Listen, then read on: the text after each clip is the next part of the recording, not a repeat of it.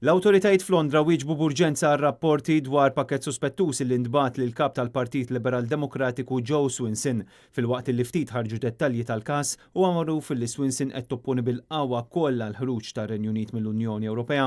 Joe Swinson insistiet li tadotta politika aktar ħarxa kontra Brexit minn duqi f'Lulju ħadet ir-riedni tal-Liberal Demokratiċi. Il-pakkett kien twassal fl-uffiċċju ta' Swinson fil-Parlament u l-Pulizija li wieġbu għall-allert eliminaw kull possibilità ta' periklu. L-investigazzjonijiet ikkonċernaw fuq Portcullis House f'Londra fejn ħafna deputati parlamentari għandhom l-uffiċini tagħhom. Kellim mal-Pulizija qalu li ma kien hemm l-ebda rapporti dwar midruba b'konsegwenza ta' dan il-pakkett u li ma kienx hemm ħtieġa li ż-żona tkun evakwata.